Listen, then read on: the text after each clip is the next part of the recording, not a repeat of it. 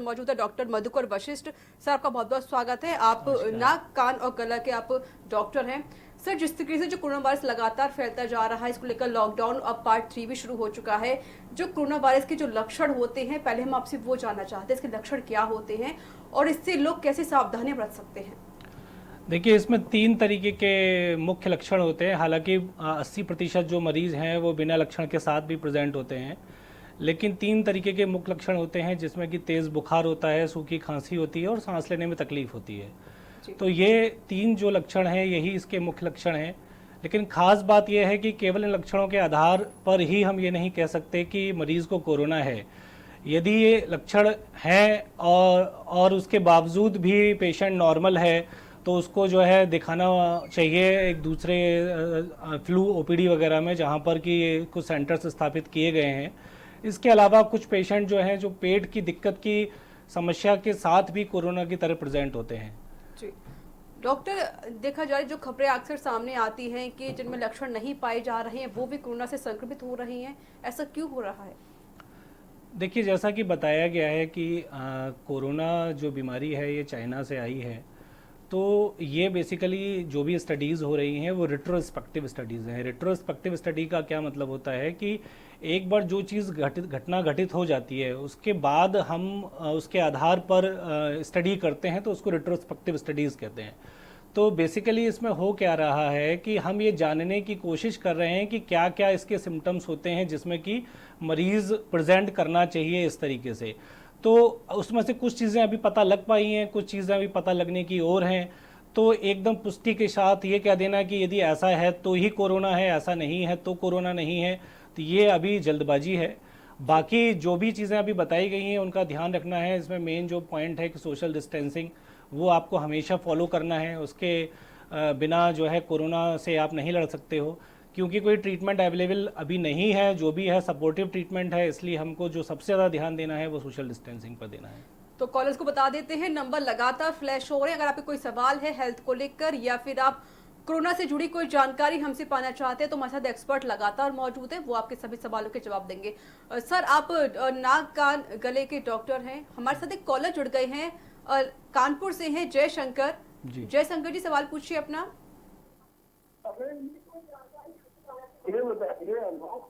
जी जयशंकर जी बताइए। पहले आप टीवी का वॉल्यूम कम करिए फिर सवाल पूछिए। समय बहुत मतलब मौसम हो रहा है, तो इस समय मतलब ठंडा पानी ऐसी यूज करना चाहिए कि नहीं? जयशंकर जी आपकी आवाज़ बहुत क्लियर नहीं आ रही, लेकिन जितना हम आपको सुन पा रहे हैं तो शायद आप एसी के विषय में हमसे पूछना चाहते हैं।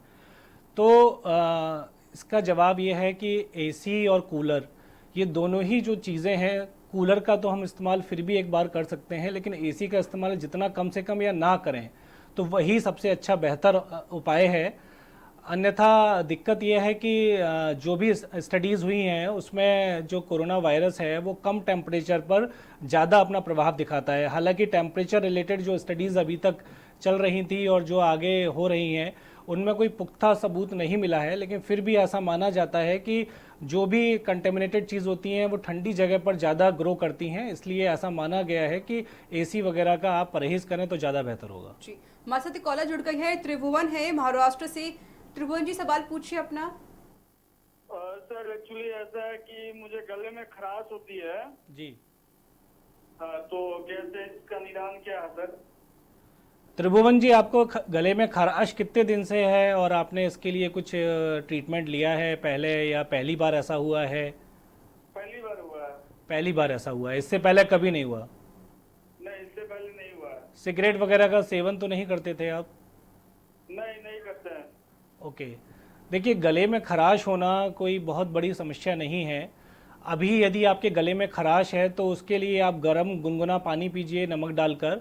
इसके अलावा कुछ मेडिसिन्स हैं जो आप ले सकते हैं, लेकिन फ़िलहाल केवल गले में खराश के लिए मेडिसिन लेना उचित नहीं है, इसलिए अभी हम किसी मेडिसिन को आपको सजेस्ट नहीं करेंगे। आप केवल गर्म गुनगुना पानी पीजिए। कभी-कभी जलन टाइप का होता है, जलन टाइप का भी होता है। अच्छा, देखिए जलन जो होता है वो कभी कभी पेट की गर्मी की वजह से होता है, जिसको कि गैस्ट्रो इसोफेजियल रिफ्लक्स डिजीज़ बोलते हैं, GERD।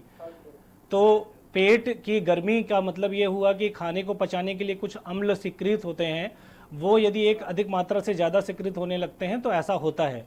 तो इसके लिए आपको करना क्या है कि खाने, इस समय जैसे लॉकडाउन का पीरियड चल रहा है तो सभी लोग जो है गरिष्ठ भोजन पर ज़्यादा ध्यान दे रहे हैं। तो इसके लिए आपको करना क्या है बेसिकली कि तला भुना भोजन ये सब थोड़ा अवॉइड करना है, तेल मसालेदार वाली चीज़ें भी अवॉइड करनी है, और पानी ज़्यादा से ज़्यादा पीना है। दिन में 4 से 5 लीटर पानी पीजिए और गुनगुना पानी पीजिए। हमारे साथ एक कॉलर जुड़ गई है, जगदीश है हरियाणा से। जगदीश जी सवाल पूछिए अपना। हाँ मैडम, मैं ये कह रहा था कि मेरी मिसेज है, उसके गले में ज्यादा तकलीफ है, वो बार बार गला सूखता है उसका। अच्छा जगदीश जी, क्या उनको पानी गुटकने में भी दर्द होता है गले में? नहीं, पानी गुटकने में कोई दर्द नहीं होता सर। केवल उनको गले में खराश रहती है? हाँ, गले में खराश रहती है और बार बार वो जो है क्या नाम है, जैसे खंघ आ रही है करते रहते ना, वैसे करती रहती है। अच्छा, ये कितने दिन से समस्या है? ये सर समस्या, ये मैं अभी बात कराता हूँ सर, 1 मिनट। आप बता सकते हैं? जी मैम बताइए क्या प्रॉब्लम है आपको। हाँ जी, मेरे गले में ना सारा दर्द, जैसे कुछ चिपक रहा है ना, तो नीचे जाता ना ऊपर जाता। आपको चिपका चिपका जैसा लगता रहता है, कुछ ऐसा फंस गया है? हाँ जी। ऐसे करने का मन करता रहता है? हाँ जी हाँ जी। अच्छा देखिए, ये 2 समस्या की वजह से हो सकता है। पहली समस्या इसमें क्या होती है कि जब लोगों को बहुत लंबे समय तक जुकाम रहता है, तो जुकाम रहने की वजह से क्या होता है कि जैसे नाक में आगे 2 छिद्र हैं, वैसे ही नाक में 2 पीछे छिद्र होते हैं जिनको पोस्टीरियर कोइना कहते हैं। तो वो जो सिक्रीशन है वो पीछे वाले छिद्र से गले की तरफ आता है। इसको पोस्ट नेजल ड्रिप कहते हैं। सोने के बाद ये दिक्कत बढ़ जाती है, मतलब सुबह जब सोकर आप उठेंगे तो ये दिक्कत बढ़ जाएगी। तो इसके लिए आपको गर्म खौलते पानी की भाप लेनी है, और इसके अलावा कुछ दवाइयाँ हैं जो कि आप कहाँ पर रहते हैं? हरियाणा। हरियाणा। तो आप हरियाणा में किसी लोकल डॉक्टर जो ईएनटी नाक कान गले से रिलेटेड हो, उनसे आप सलाह ले सकते हैं इस बारे में। दूसरा, इसमें खान पान पे आपको ध्यान देना पड़ेगा। खट्टी चीज़ें नहीं खानी होती हैं और तली भुनी चीज़ों से परहेज़ करना होता है। यही 2 मेन कारण होते हैं जिसकी वजह से ऐसा गले में होता है। डॉक्टर, जिस तरीके से देख रहे हैं कि जो कोरोना वायरस है, इसके जो लक्षण होते हैं आपने खुद बताए थे कि गले में खराश होना और तेज इसमें बुखार। सर्दी जुकाम का भी होना एक अहम रोल हो जाता है। तो जिस तरीके से जो मौसम बदल रहा है, तो हम कैसे इसके बचाव कर सकते हैं? क्योंकि मौसम बदल रहा है तो लोग एसी में भी सो रहे हैं और लोग ठंडा पानी भी पी रहे हैं। देखिए, कोरोना वायरस जो है एक तरीके का वायरस है। जब कोरोना वायरस नहीं था तो उसके अलावा भी बहुत सारे वायरल डिजीज़ेज़ होती हैं जो कि होती रहती हैं। इसके अलावा आपने जनरल टर्म सुना होगा कि वायरल फीवर हो गया है। इसका मतलब ये होता है कि जब भी मौसम में बदलाव होता है तो इस तरीके के इन्फ्लुएंजा जैसे लक्षण और फ्लू जैसे लक्षण ये अक्सर होते हैं। तो हर वायरस का एक लिमिटेड टाइम पीरियड होता है, जैसे कि 7 दिन होता है। 7 दिन के बाद उसके सिम्टम अपने आप सबसाइड करने लगते हैं। तो बेसिकली कहने का मतलब क्या है कि हम लोग पहले भी बचाव लेते थे कि मौसम में बदलाव हो रहा है तो छोटे बच्चों को बचा कर रखते थे, वो बड़े बुजुर्ग होते थे उनको भी यही सलाह दिया जाता था। तो सेम वैसे ही करना है, लेकिन इसमें थोड़ा ज़्यादा डिसिप्लिन वे में करना है और ज़्यादा स्ट्रॉन्ग वे में करना है। तो बेसिकली बचाव ही इसमें उपाय है। तो नॉर्मल जो वायरल डिजीज़ हैं, यदि आप कोरोना से बचाव करेंगे तो ऑलरेडी बाकी सब डिजीज़ से, वायरल डिजीज़ से आप वैसे भी बचाव कर पाएंगे।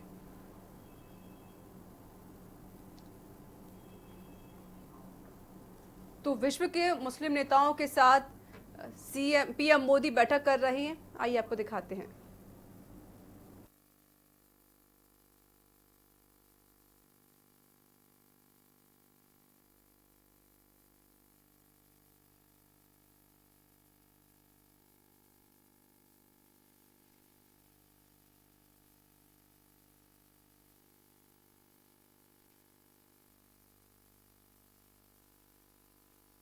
लगातार ये बहुत ही अच्छा कदम बैठक कर रहे हैं प्रधानमंत्री जी का। तो पीएम मोदी की वीडियो कॉन्फ्रेंसिंग आप देख रहे हैं, जहां पर दुनिया के सभी नेताओं के साथ वीडियो कॉन्फ्रेंस के जरिए बैठक की जा रही है।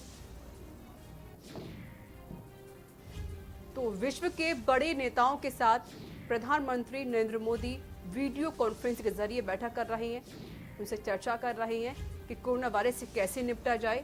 जिस तरीके से जो पूरी दुनिया में महामारी फैली हुई है कोरोना की, इसको लेकर चर्चाएं की जा रही हैं और क्या रणनीति बनाई जाए, किस तरीके से इस कोरोना वायरस को खत्म किया जाए।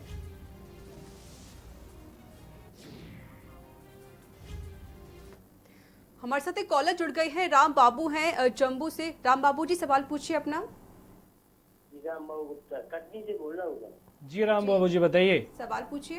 ये क्या है कि हमारी जो है तो हमको अस्थमा की शिकायत रहती है जी। और क्या होते हैं अस्थमा के साथ साथ जो ब्लड प्रेशर भी रहता है, किडनी इंफेक्शन भी रहता है। तो आपकी आवाज़ हमको थोड़ी सी क्लियर नहीं आ रही। जबलपुर का इलाज कराते हैं डॉक्टर नील जैन का, तो बोलते इस समय जबलपुर जा नहीं सकते, तो हम चाहते हैं कोई किडनी की दवाई आप थोड़ा सजेस्ट कर दें। किडनी का प्रॉब्लम है। नहीं, किडनी की दवाई के लिए आपको जो है डीएम नेफ्रोलॉजी, मतलब जो इस चीज़ के विशेषज्ञ हैं, गुर्दा रोग विशेषज्ञ जो डॉक्टर होते हैं, उनसे आपको सलाह लेनी चाहिए। हम नाक कान गले के डॉक्टर हैं, तो नाक कान गले के बारे में आपको अच्छी सलाह दे पाएंगे। तो आप नेफ्रोलॉजिस्ट से किसी से जो है आप सलाह लीजिए, जिस भी आप देश प्रदेश में रहते हैं वहाँ पर आप सलाह ले सकते हैं। कॉलर को बता देते हैं, नंबर लगातार फ्लैश हो रहा है, आपको कोई दिक्कत है, नाक कान गले में कोई प्रॉब्लम हो रही है, तो हमारे साथ डॉक्टर मौजूद है, डॉक्टर मधुकर वशिष्ठ, वो आपकी सभी सवालों के यहाँ पर जवाब देंगे। सर, जो गले में छाले हो जाते हैं उसका रीजन क्या होता है, किस वजह से वो छाले होते हैं? देखिए, छाले जो होते हैं वो किसी भी मुंह के अंदर कई सारे कारणों के हो सकते हैं। इसमें दो सरफेसेस होती हैं, एक होती है मूवेबल सरफेस, एक होती है non movable surface. Movable surface का मतलब क्या है, जैसे कि जीभ और जो हमारे गाल के अंदर की जो खाल होती है, ये सारी जो सरफेसेस हैं इनको मूवेबल सरफेसेस कहते हैं। तो इन सरफेस पर अक्सर आपने देखे होंगे कि छाले हो जाते हैं। ये अक्सर ऐसा माना जाता है कि जो पेट के अंदर, ऐसे जनरल टर्म बोल भी दिया जाता है कि आपके पेट में गर्मी है जिसकी वजह से मुंह में छाले हो गए। तो कहने का अर्थ क्या है कि ये जितना आपका पेट सही रहेगा उतना ही मुंह के अंदर का जो वातावरण है वो ठीक रहेगा। इसके पीछे रीज़न क्या है कि जैसे कि कुछ बैक्टीरिया खराब होते हैं, वैसे ही कुछ बैक्टीरिया वो भी होते हैं जो हमारी सेहत का ख्याल रखते हैं। जैसे कि लैक्टोबैसिलस एक बैक्टीरिया होता है जो कि हमारी सेहत का ख्याल रखता है। तो आपको करना क्या है बेसिकली कि यदि आपका अपना पेट ठीक रहेगा, पेट के अंदर का वातावरण ठीक रहेगा, तो आपके मुंह के अंदर के जो छाले हैं वो, कई बार ऐसा भी होता है कि कई छाले ऐसे होते हैं जो कि 6 महीने या उससे ज़्यादा के होते हैं और वो डीप अल्सर का रूप ले लेते हैं। उसमें आपको चिंता करने वाली बात होती है और उसमें आपको निकट अपने संबंधी कैंसर रोग विशेषज्ञ या नाक कान गला रोग विशेषज्ञ से सलाह लेनी चाहिए, क्योंकि अक्सर ऐसा देखा माना जाता है कि यदि कोई भी अल्सर 6 महीने से ज़्यादा हील नहीं हो रहा है तो इसका मतलब है कि दो कारण हो सकते हैं, या तो वो पेशेंट डायबिटीज़ की बीमारी से ग्रसित है या फिर उसको जो है कैंसर जैसे लक्षणों का आना शुरू हो चुका है। तो इसमें लापरवाही नहीं करनी चाहिए, तुरंत दिखाना चाहिए। जी, और डॉक्टर, जो इंटेस्टाइन में जो अल्सर होते हैं वो किस वजह से होते हैं? इंटेस्टाइन में अल्सर जो होते हैं वो बेसिकली जो हमारे पेट में एसिड ज़्यादा निकलता है, वो जब एसिड एक मात्रा से अधिक निकलने लगता है या खाने का जो पाचन है जो ठीक तरीके से नहीं हो पाता है, उसको पचाने के लिए जितना एसिड निकलना चाहिए वो उस अमाउंट से ज़्यादा निकलने लगता है, तो उसकी वजह से जो हमारा बॉडी का जो मैकेनिज़्म है, पीएच है, वो मेंटेन नहीं हो पाता है। तो वो पीएच बढ़ने के कारण इस तरीके की, कम होने के कारण इस तरीके की चीज़ें आती हैं। तो इसके लिए क्या सावधानियां बरतें हैं कि इंटेस्टाइन में अल्सर जो है वो ठीक हो जाए? हमको ज़्यादा से ज़्यादा एक तो पानी का सेवन करना चाहिए। एक स्वस्थ मनुष्य को 5 से 6 लीटर दिन में पानी का सेवन करना चाहिए। इसके अलावा हमें सेहत मतलब पेट के लिए आपको सलाद का ज़्यादा से ज़्यादा सेवन करना चाहिए। तली भुनी चीज़ों का सेवन कम से कम करना चाहिए। ये चीज़ों का आप ध्यान रखेंगे तो पेट में अल्सर की से भी आप बच सकते हैं। डॉक्टर, छींक किस वजह से आती है? देखिए, हमारी नाक में एक मेम्ब्रेन होती है जिसको कि म्यूकोसा बोलते हैं। ये म्यूकोसा का काम क्या होता है कि ये जो बाहर से जो भी हमारी एयर आती है, उस एयर को फिल्टर करने के बाद ये उस म्यूकोसा के थ्रू ट्रैवल करके फिर अंदर लंग्स में जाती है। कभी कभी ऐसा भी होता है कि जो बड़े पार्टिकल्स होते हैं वो हमारे बाहर जो फिल्टर लगे हुए हैं, जिनको हम विब्रिसी बोलते हैं नाक में, उनके द्वारा ट्रैप हो जाता है, फिर प्योर एयर हमारे अंदर जाती है। लेकिन कुछ लोग जो होते हैं, कुछ पार्टिकल से रिएक्शन होता है, मतलब एलर्जिक रिएक्टिव होते हैं। मींस कहने का क्या मतलब है कि कोई भी पार्टिकल किसी के लिए भी एलर्जन का काम कर सकता है। तो जब वो एलर्जन हमारी बॉडी के संपर्क में आते हैं, मतलब उस म्यूकोसा के संपर्क में आते हैं, तो हमारे शरीर में उसके खिलाफ एंटीबॉडीज़ बनते हैं। तो जो वो एंटीजन एंटीबॉडी के रिएक्शन के कारण हमारे शरीर में इस तरीके की पुनरावृत्ति होती है कि वो जो है रिएक्शन हमारे को छींक के रूप में दिखाई पड़ती है। जी, डॉक्टर, जिस तरीके के कई दिनों से लोगों को छींकें आ रही हैं और उसके साथ नाक से पानी भी निकल रहा है, तो और नाक बंद भी हो रही है, कान से पानी भी आ रहा है, किस वजह से होता है ये? देखिए, कान में और नाक में एक ट्यूब जुड़ी होती है जिसको यूस्टेशियन ट्यूब कहते हैं।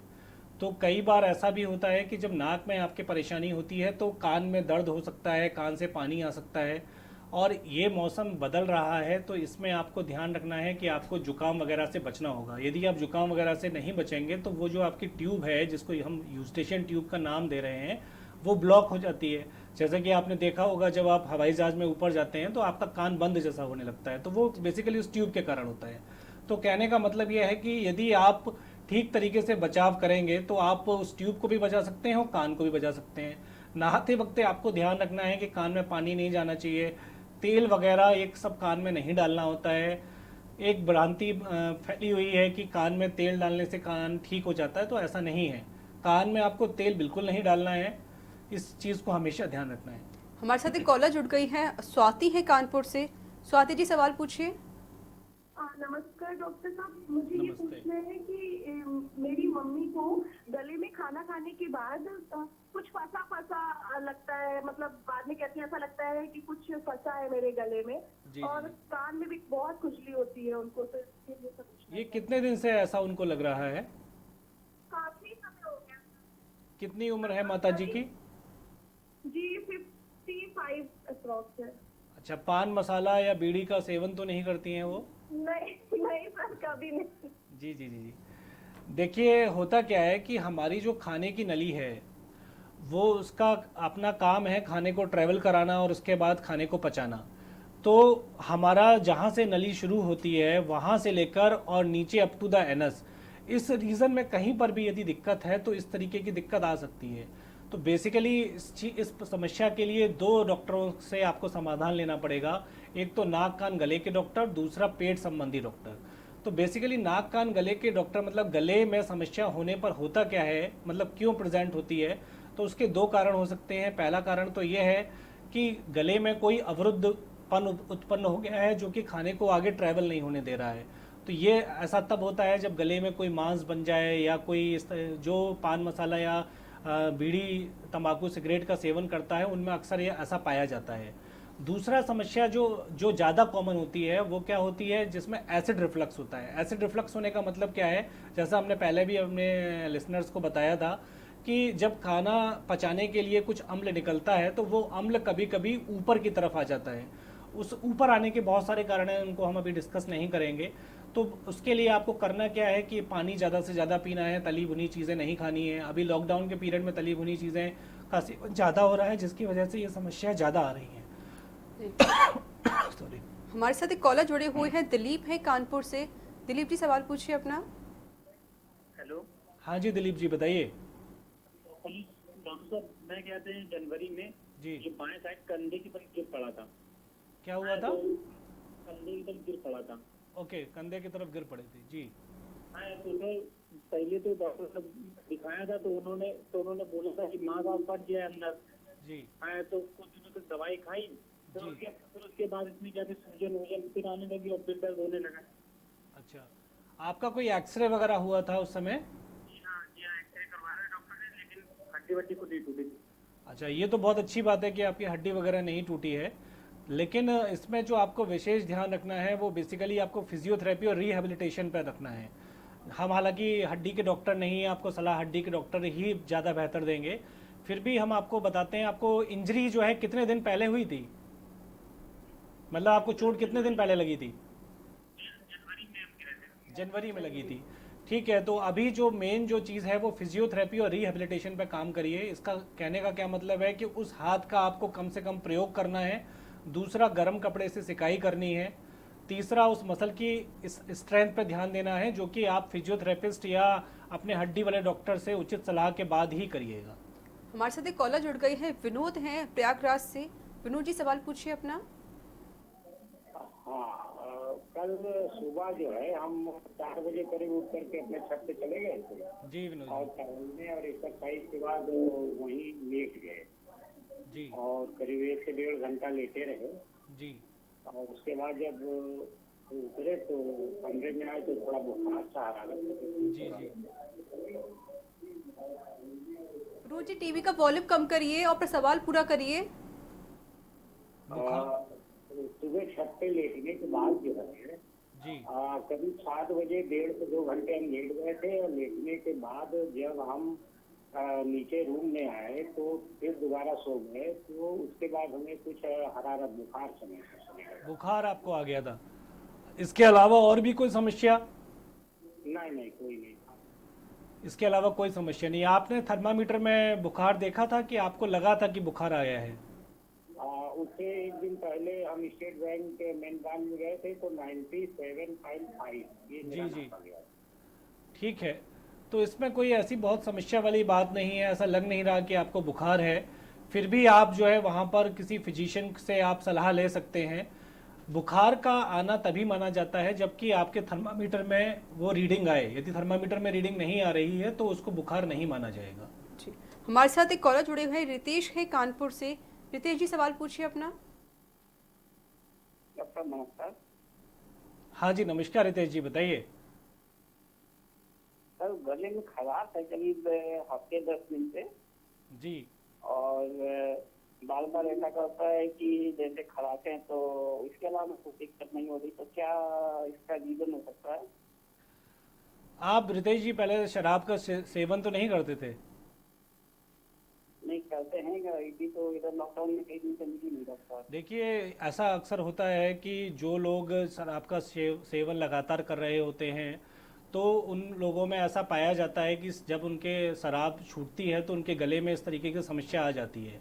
इसका मतलब ये नहीं है कि आप जो है फिर से शराब का सेवन कर दीजिए, शुरू कर लीजिए। इसका मतलब ये है कि आपको जो है परहेज़ ज़्यादा से ज़्यादा करना है, पानी ज़्यादा से ज़्यादा पीना है, ठंडी चीज़ों से बचाव करना है, तली मसालेदार चीज़ें नहीं खानी है।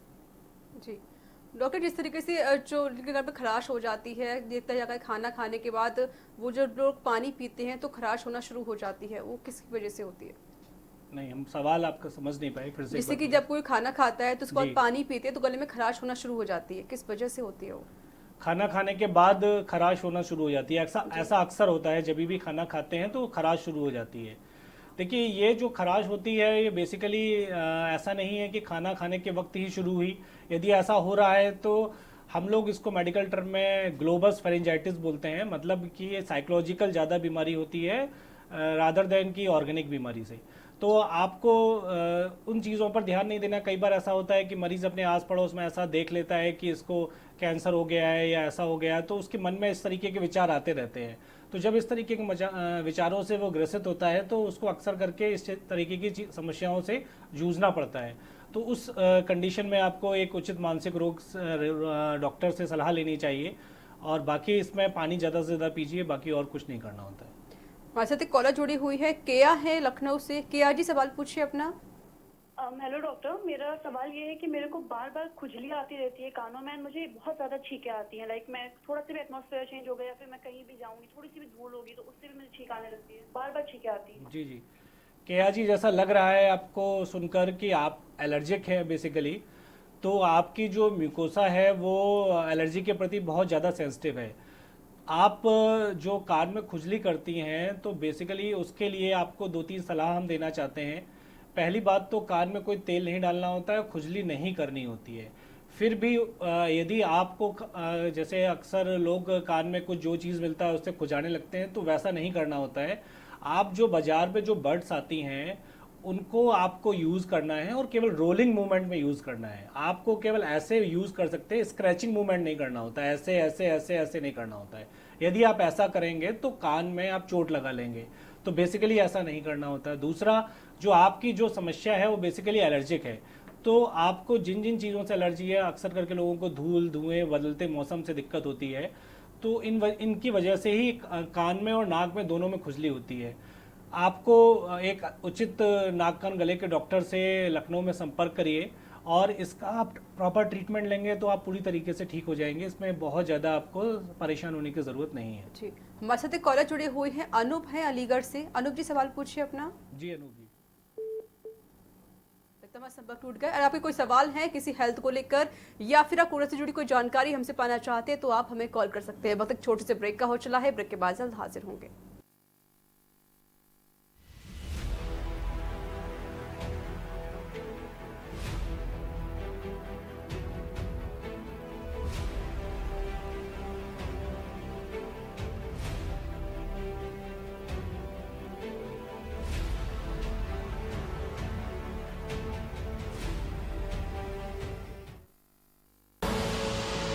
देख रहे हैं के न्यूज, खबरों का सारथी।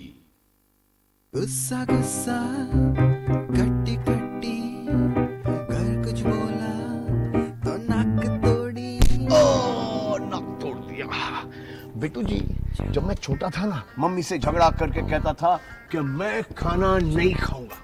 और फिर मम्मा पास, मैं फेल।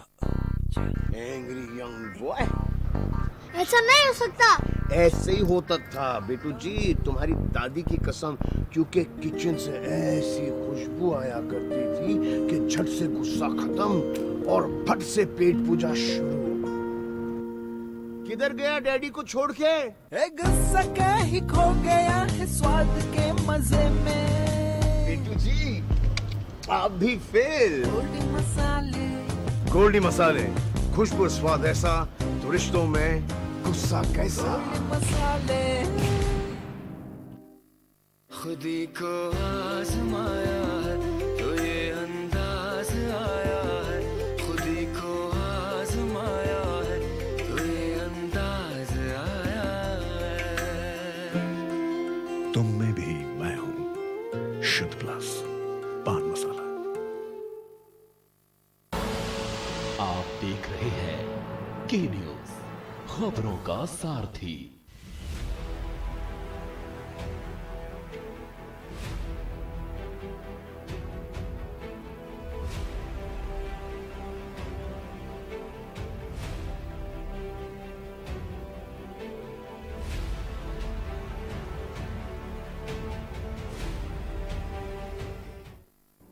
ब्रेक के बाद स्वागत है। अगर आपको कोई सवाल है हेल्थ को लेकर या फिर आप कोरोना से जुड़ी कोई जानकारी हमसे पाना चाहते हैं तो हमारे साथ लगातार एक्सपर्ट मौजूद है, डॉक्टर मधुकर वशिष्ठ।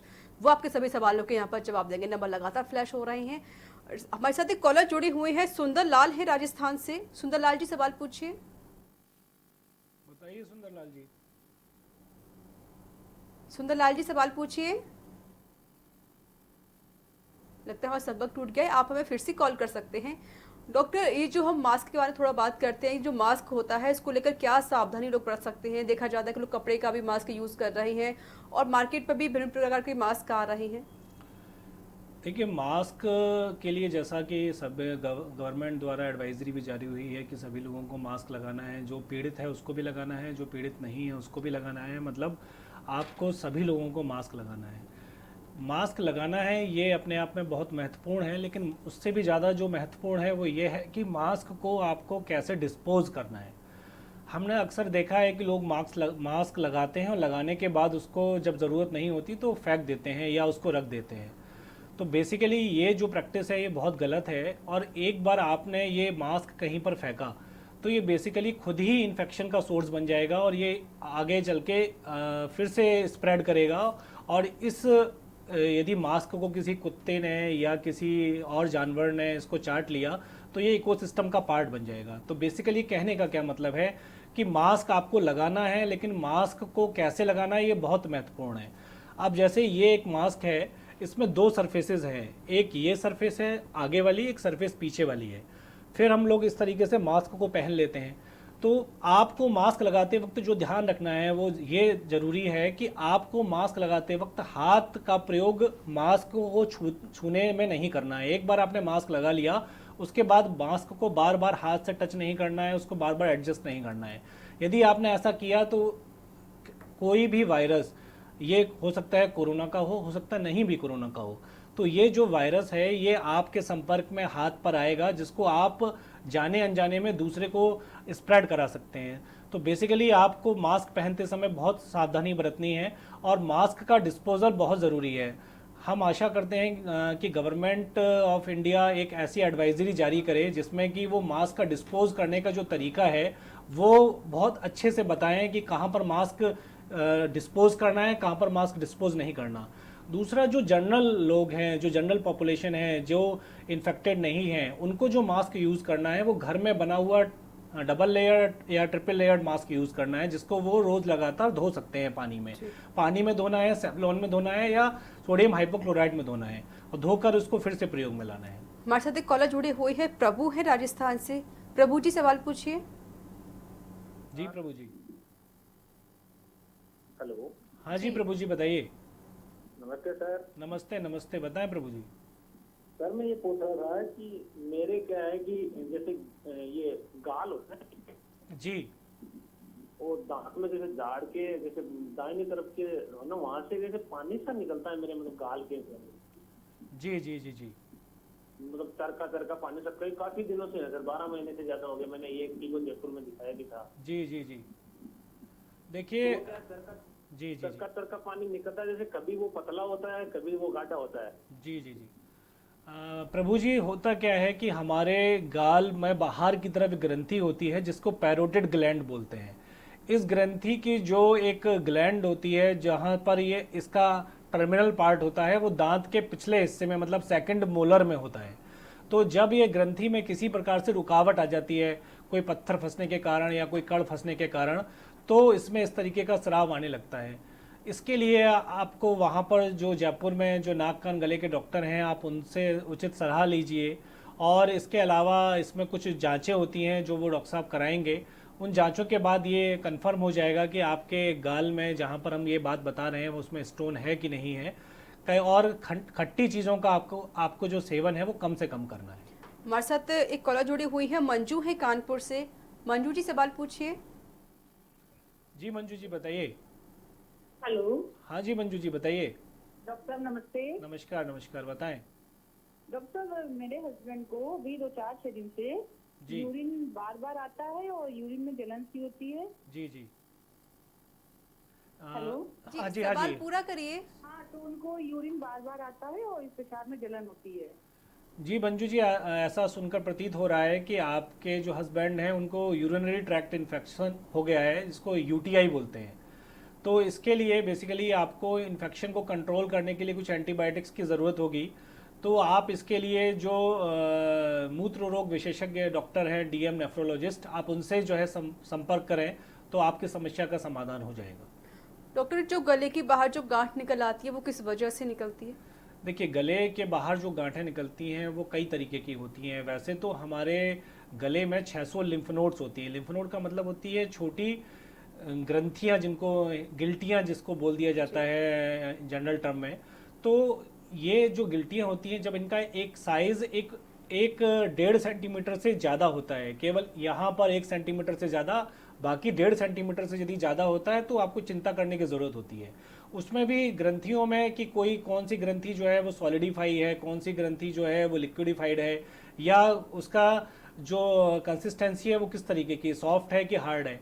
इस बात पर डिपेंड करता है कि उसको बीमारी कैसी है। यदि वो हार्ड है तो आपको बहुत अधिक चिंता करने की ज़रूरत है, वो ग्रंथि जो है कैंसर की भी हो सकती है। लेकिन यदि वो सॉफ्ट ग्रंथि है तो वो इन्फेक्शन की वजह से भी हो सकती है। इसके अलावा फैट का डिपोजिशन भी हो सकता है। तो इन सब चीज़ों के लिए आपको जो है प्रॉपर एक सलाह लेनी चाहिए नाक कान गले के डॉक्टर से। तो वो आपको उचित सलाह देंगे कि इसमें आगे फर्दर क्या इन्वेस्टिगेशन कराना है, और इन्वेस्टिगेशन के बाद ही इसमें आगे हम बढ़ते हैं। हमारे साथ एक कॉलर जुड़े हुए हैं, आशीष हैं उत्तराखंड से। आशीष जी सवाल पूछिए। आशीष जी बताइए। मैम नमस्ते मैम, मेरे को लाइपोमा की प्रॉब्लम हो गई है मैम। जी, किस चीज़ की? लाइपोमा की। तो शरीर में 3-4 जगह पे मैम मेरे को लाइपोमा की प्रॉब्लम। लाइपोमा, जी जी जी जी। देखिए, लाइपोमा कोई ऐसी खतरनाक बीमारी नहीं होती है। लाइपोमा जो होता है वो फैट का डिपोजिशन होता है। वो शरीर के किसी भी हिस्से में हो सकता है, किसी भी भाग में हो सकता है। यदि उसका साइज़ एक पर्टिकुलर साइज़ से बहुत बड़ा है तो उसको निकालने की ज़रूरत पड़ती है, अन्यथा उसको निकालने की ज़रूरत नहीं होती है। जी डॉक्टर, ये जो कान का बहना होता है वो किस वजह से होता है? देखिए, इसके लिए लोग क्या सावधानी बरत सकते हैं? जी जी जी देखिए, कान का जो बहना होता है इसके बहुत सारे कारण हैं, लेकिन उनमें जो मुख्य कारण है वो क्या है कि कान से नाक में एक ट्यूब जाती है, जैसा कि हमने पहले बताया था। उसका नाम होता है यूस्टेशियन ट्यूब। इस ट्यूब का काम है कि प्रेशर को बराबर मेंटेन करना, एटमॉस्फेयर के प्रेशर को और शरीर के प्रेशर को। तो कभी कभी ये जो प्रेशर है वो डिसबैलेंस हो जाता है। उसके बहुत कारण हैं, जैसे कि नाक में यदि कोई आपके सर्दी खांसी जुकाम हो जाए तो वो नाक में जुकाम होने की वजह से वो जो प्रभाव है आपकी यूस्टेशियन ट्यूब पे पड़ेगा। उस ट्यूब के का वो एक जो उसका एंड है वो बंद हो जाएगा। जब एक एंड बंद हो जाएगा तो उसमें प्रेशर पड़ेगा। वो प्रेशर अत्यधिक होने के कारण वो प्रेशर ट्रांसमिट होगा दूसरे एंड पर। जब ऐसा होगा तो कान के अंदर सूजन पहला सिम्टम होता है, जिसको एक्यूट ओटाइटिस मीडिया बोलते हैं। जब ये जो कंडीशन होती है, जब काफ़ी दिन तक अनट्रीटेबल रहती है तो कान के अंदर पर्दे में छेद हो जाता है। जब ये पर्दे में छेद हो जाता है तो ये पर्दे में छेद अपने आप से नहीं भर पाता है, जब एक लिमिट के टाइम से ज़्यादा गुजर जाता है, जैसे 6 महीने से ज़्यादा यदि गुजर गया तो ये फिर से नहीं भर पाएगा। तो उस कंडीशन में क्या होता है, एक परमानेंट ओपनिंग कान के अंदर बन जाती है, तो एक परमानेंट इन्फेक्शन का सोर्स बन जाता है। अब ये इन्फेक्शन का सोर्स आपके अंदर शरीर में यदि है तो वो जब भी आपको जुकाम होगा, खांसी होगा, तो यहाँ से कान में इन्फेक्शन आएगा और गले से या नाक से, और फिर कान बहेगा और कान के अंदर पानी जाएगा तो बहेगा। तो आपको करना क्या है कि कान को पानी से बचाव करना है। ऐसी कंडीशन में तुरंत कान नाक गले के डॉक्टर से संपर्क करना है। हमारे साथ कॉलर जुड़े हुए हैं, कृष्ण कुमार हैं गोंडा से। कृष्ण कुमार जी सवाल पूछिए। कृष्ण कुमार जी सवाल पूछिए। डॉक्टर साहब नमस्कार। नमस्कार, बताइए कृष्ण कुमार जी। डॉक्टर साहब गले में हमारे दिक्कत है, छाला निकल आता है, अंदर से पूरा काला है, सफेद हो गया है। जी जी जी जी आप बीड़ी का सेवन या सिगरेट का सेवन तो नहीं करते या तंबाकू तो नहीं खाते हैं? सर करते थे, पहले बंद कर दिए सर।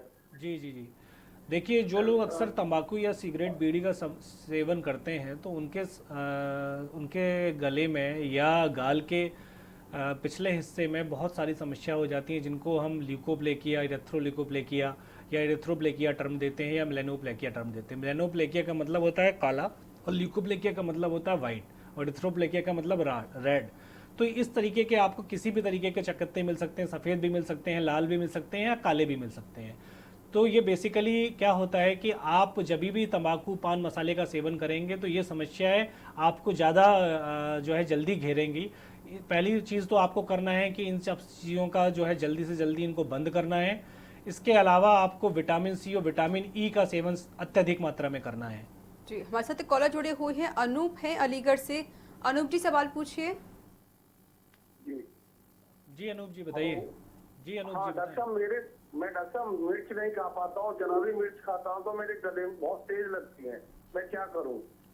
आप पान मसाले या बीड़ी का, सिगरेट का सेवन करते थे क्या?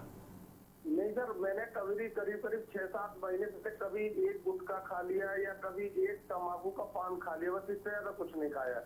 जी वो जो खाले अंदर की लाल पड़ गई, फिर वो सफेद सी हो गई है सर। जी जी जी देखिए, अक्सर करके ऐसा देखा गया है कि जब भी मरीज़ से ऐसा पूछा जाता है कि आप पान मसाले का सेवन कब से कर रहे हैं, तो मरीज़ यही बताता है कि हमने जो है उसको छोड़ दिया है, अभी 7 दिन हुआ है, 1 महीना हुआ है या 6 महीने हुआ है।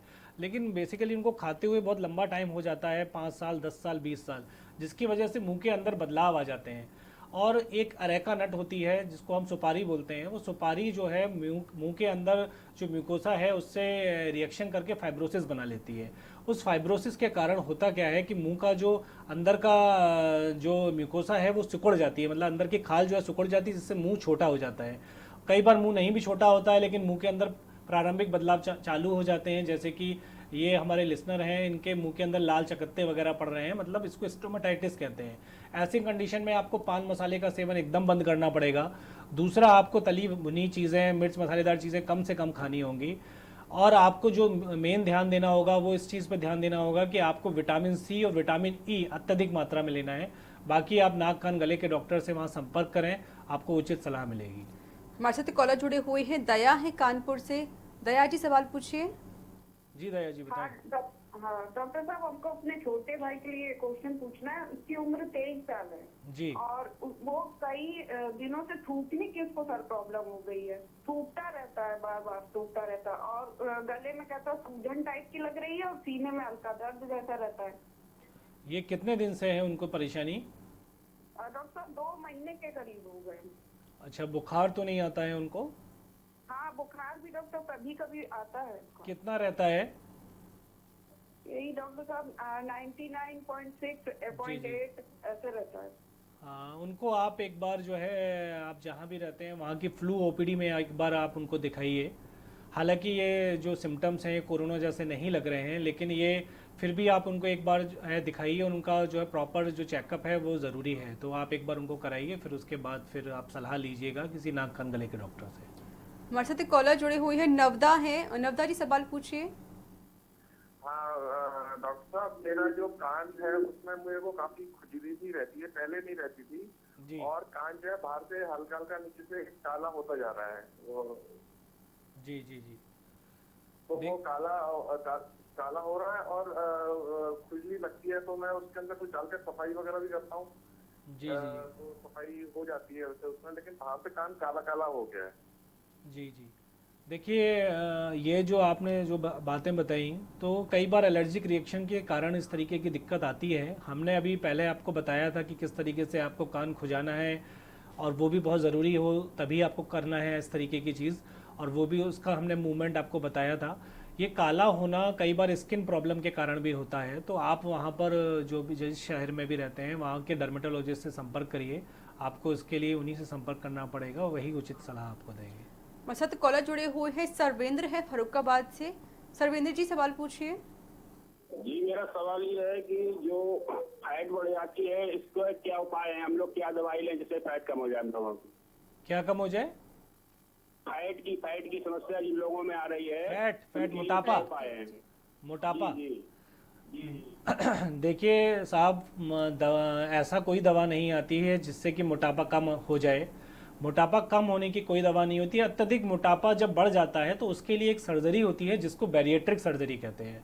हालांकि हमारे कानपुर इस क्षेत्र में बहुत लीडिंग काम कर रहा है। यहाँ पर एक अस्पताल में 300 से भी अधिक बैरिएट्रिक सर्जरी में एक कीर्तिमान स्थापित हुआ है, लेकिन वो एक अत्यधिक वेट बढ़ने के बाद ही ऐसा होता है। जब तक आपका वेट एक अत्यधिक मात्रा से ज़्यादा नहीं है तो आप नित्य प्रतिदिन टहलकर भी इस तरीके का आप लाभ उठा सकते हैं, या आप अपने खाने में परहेज कर भी आप जो है मोटापे को कम कर सकते हैं। एक्सरसाइज ही इसमें जो है सबसे ज़रूरी विकल्प है। बाकी ऐसी कोई दवा नहीं आती वो आपको जो दे दिया जाए तो आपका फैट कम हो जाए, इस तरीके का कुछ नहीं होता है।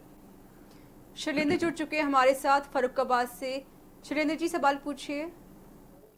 जी डॉक्टर साहब, मैं पूछना चाहता हूँ, जैसे कि अगर कुछ दिनों से अगर जैसे जुकाम बना हुआ है और बुखार है, तो क्या किस तरीके से क्या दवा लेनी चाहिए? देखिए, बुखार आपको थर्मामीटर में आता है कि नहीं आता है? थर्मामीटर में डॉक्टर साहब जैसे 98 दिखाता है, और खांसी भी है, जैसे खांसी भी है जी। तो क्या कितने दिन और ये कब चला आता बुखार आ जाता है? खांसी किस तरीके की आती है? आपको सूखी खांसी आती है कि आपको बलगम आता है? खांसी सूखी आ जाती है। सूखी खांसी ज़्यादा आती है। अच्छा, और साथ में आपको सांस फूलना या ठीक है जी?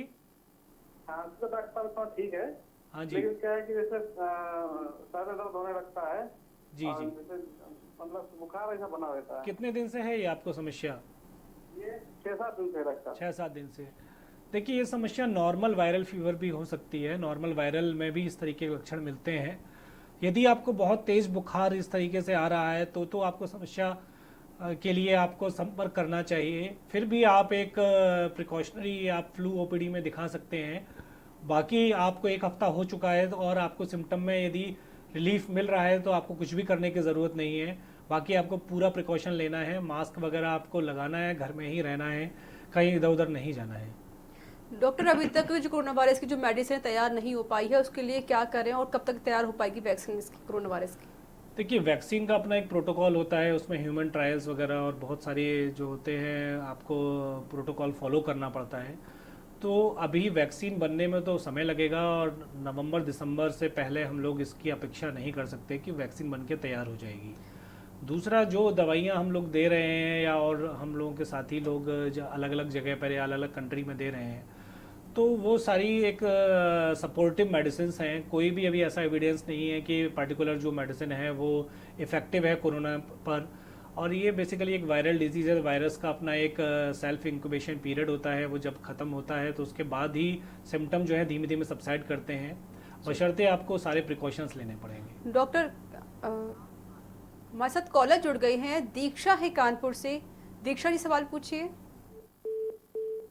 लगता है संपर्क टूट गया, आप हमें फिर से कॉल कर सकते हैं। डॉक्टर, ये जो टेम्परेचर होता है, क्या इसकी वजह से ये जो कोरोना वायरस है खत्म हो सकता है? कोई असर पड़ता है टेम्परेचर का कोरोना वायरस पर? शुरुआत में जब कोरोना स्टार्ट हुआ था तो इस तरीके की बातें आई थी कि टेम्परेचर बढ़ने पर कोरोना का जो प्रभाव है वो धीमे धीमे कम हो जाएगा। तो उसके आधार पर ये माना गया था कि हमारे देश में जो है टेम्परेचर इस महीनों में बढ़ा रहता है तो कोरोना अपना प्रभाव नहीं दिखाएगा।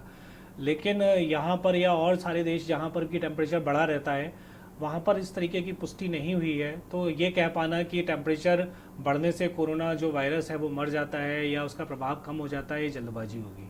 हमारे साथ कॉलर जुड़ चुकी है, दीक्षा है कानपुर से। दीक्षा जी सवाल पूछिए। सर मुझे ये पूछना था कि मुझे बहुत पिंपल्स होते हैं फेस पे हर मौसम में, मतलब ऐसा कोई मौसम पर्टिकुलर नहीं है, कभी भी निकल आते हैं और बहुत ज्यादा, मतलब पूरा चेहरा भरभरा जाता है। दीक्षा जी आपकी उम्र कितनी है? 23।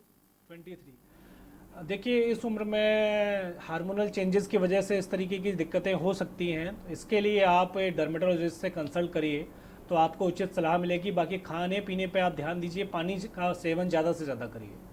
डॉक्टर, जो लोग बाहर जाते हैं सब्जी लेने के लिए या फिर बैंक जा रहे हैं, उन्हें किस तरह की सावधानी बरतनी चाहिए? और जो लोग जब घर पे वापस आते हैं तो वो किस तरह के, क्या वो जो कपड़े पहन कर आते हैं उनको बाहर उतार कर उसको वॉश करें? जी, बहुत अच्छा आपने सवाल पूछा है। देखिए बाहर जाना ये ज़रूरी भी है और समस्या भी है। तो इसमें देखिए करना क्या है कि हमको सबसे पहले तो मास्क लगाना ही लगाना है। जैसा कि हमने बताया मास्क लगाने का तरीका, आपको उसी तरीके से मास्क लगाना है। मास्क को कैसे डिस्पोज करना है, कैसे धोना है, वो भी हमने आपको बताया। दूसरा, जब आपको सब्जी लेने जा रहे हैं तो आप इस चीज़ का ध्यान रखिए कि एक जो सोशल डिस्टेंस है वो आप मेंटेन करिए। सैनिटाइज़र अपने साथ रखिए। सब्जी लेने के लिए आप अपने घर से ही अपना बैग अपना कैरी करिए, उसी में सब्जी लाइए। सब्जी लाने के बाद उनको अच्छे से धोइए। धोने के बाद हाथ को सैनिटाइज करिए। हो सके तो सब्जियों को भी अच्छे से आप जो है धोने के बाद ही यूज़ करिए।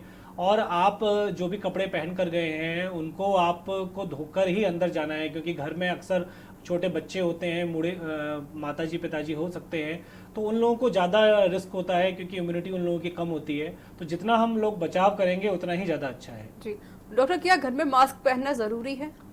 घर में मास्क पहनना ज़रूरी नहीं है। यदि आप जो घर से बाहर नहीं निकल रहे हैं, आप घर से एक बार आप घर के अंदर आ जाते हैं तो आपके बाकी लोग जो आपके परिवेश में हैं, जो आप 5-7 लोग घर में रहते हैं, आपस में ऐसा, हाँ, लेकिन यदि आपको कोई फ्लू के सिम्टम्स हैं या वायरस आपको लगता है कि वायरल फीवर आ गया है या खांसी जुकाम है, तो आप मास्क लगाइए, अदरवाइज आपको ज़रूरत नहीं है। डॉक्टर, जो घर में पहले से जो बीमार हैं, बुजुर्ग लोग हो गए बीमार हैं, बच्चे बीमार रहते हैं, तो क्या उनके पास जाना ज़रूरी होता है या फिर उनके लिए क्या हम सावधानी बरत सकते हैं घर में ही?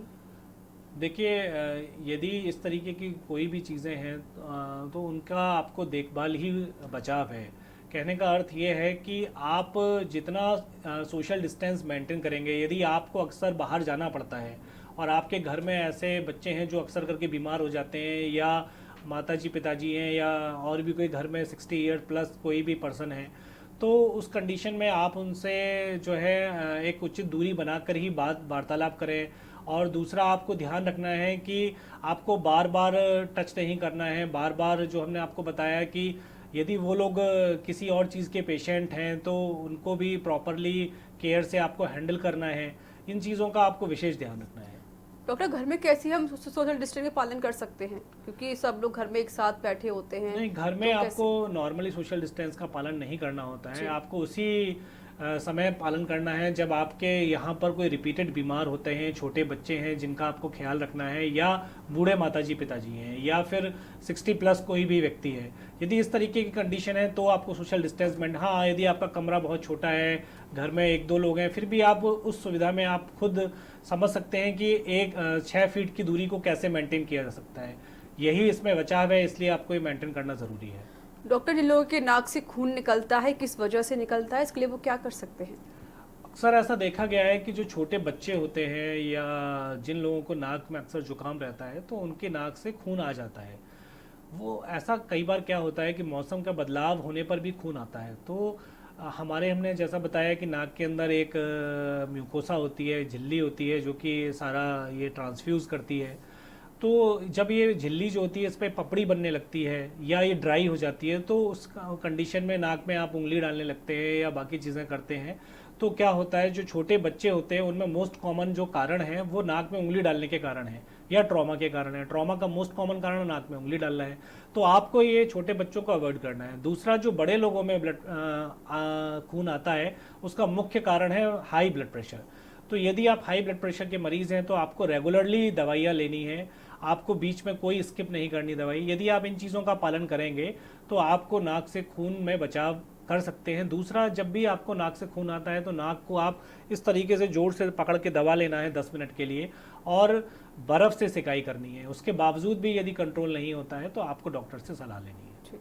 हमारे साथ कॉलर जुड़े हुए हैं और देवेंद्र हैं देहरादून से। देवेंद्र जी, सवाल पूछिए। ऐसे मेरे कान में ना सुनाई में बहुत दिक्कत आती है। मेरी उम्र है 60 साल की। जी देवेंद्र जी। तो मेरे को सुनाई में दिक्कत आती है, वो 2 साल लगभग पीक अपना आवाज नहीं आती, फिर आने लगती है तो बड़ी वो फिर कठिनाई होती है। मुझे बहुत कान सुनने में भी दिक्कत होती है। सफाई भी कराता हूँ, दवाई दिलवाता हूँ, उसका मुझे लाभ नहीं मिलता। देवेंद्र जी, आपके कान में सनसनाहट की भी आवाज़ आती है? हाँ जी, हाँ जी। देवेंद्र जी, जैसा सुनने से प्रतीत होता है कि आपके कान की जो नसें हैं वो कमज़ोर हो चुकी हैं। इसको सेंसरी न्यूरल हियरिंग लॉस बोलते हैं विद टिनिटस। इसका कहने का अर्थ ये होता है कि जैसे हमारे बाल सफ़ेद होते हैं उम्र के साथ साथ, वैसे ही उम्र के साथ साथ नसों में भी कमजोरी आ जाती है। तो आपको वो दवाइयाँ लेनी होगी जो कि नसों की ताकत को बढ़ाती हैं। कोई ऐसा ट्रीटमेंट उपलब्ध नहीं है जो कि नसों की ताकत को वापस ला दे, लेकिन नसों की ताकत आगे बनी रहे, जो बची हुई है वो बनी रहे, उसके लिए आपको डॉक्टर जो है प्रिस्क्राइब करेंगे, जो आपको लंबी दिनों के लिए लेनी पड़ेगी, 6 महीने से 1 साल तक। आपको इसमें पेशेंस भी रखना पड़ेगा। बाकी जो कान में आवाज़ें आती हैं उसकी भी जो दवाइयाँ हैं वो बहुत लिमिटेड दवाइयाँ हैं जो कि डॉक्टर ने आपको प्रिस्क्राइब की होंगी, लेकिन आपको लंबे समय तक ये दवाइयाँ लेनी होंगी। जी, डॉक्टर मधुकर वशिष्ठ जी, आपका बहुत बहुत शुक्रिया, आप हमारे स्टूडियो में आए, और आप सभी कॉलर्स का बहुत बहुत शुक्रिया, आपने हमें कॉल किया। जी, तो जिस तरीके से कोरोना वायरस लगातार फैलता जा रहा है, लोग परेशान हो रहे हैं, तो के न्यूज़ के भी आपसे यही अपील करता है कि आप लोग लॉकडाउन का पालन करिए, घर से बाहर ना निकलें, और लोगों से दूरी बनाना आपके लिए बेहद ज़रूरी है। तो इसी के साथ हमारी इस खास पेशकश में इतना ही। फिर से होगी आपसे मुलाकात। नमस्कार।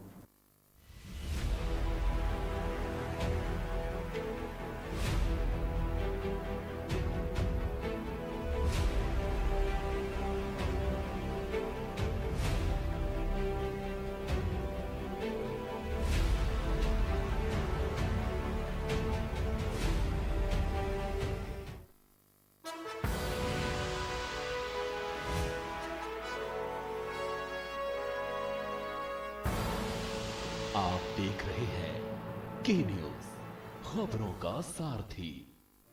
कोरोना संकट काल में के न्यूज इंडिया की देशवासियों से अपील है कि हम जाति धर्म को भूलकर कोरोना को हराने में एक साथ खड़े हों। जरूरतमंदों की मदद करें। कोरोना के खिलाफ जंग में हम अपना योगदान दें। हम सब मिलकर लड़ेंगे और मिलकर जीतेंगे।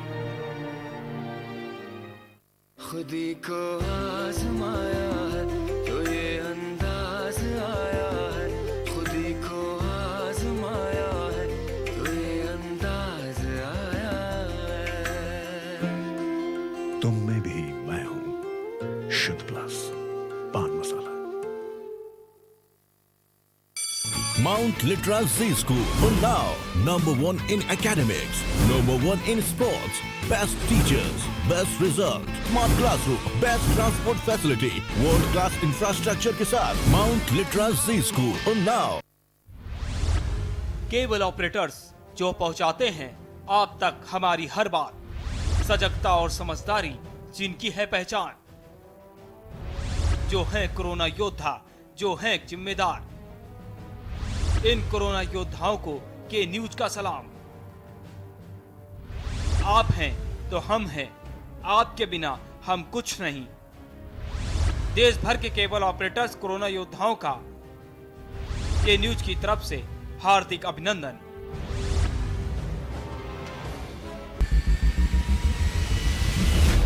कोरोना संकट के पल पल की अपडेट आप तक पहुंचा रहे हैं 100 कोरोना योद्धा।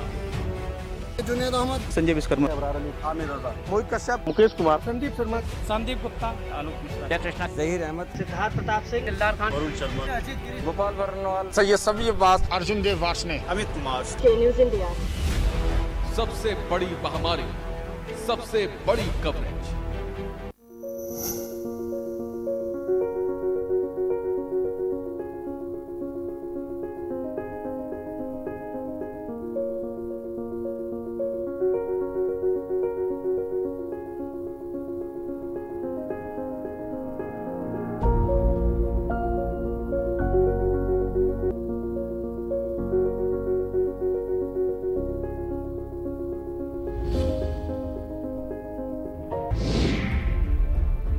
क्या है भरण पोषण की परिभाषा?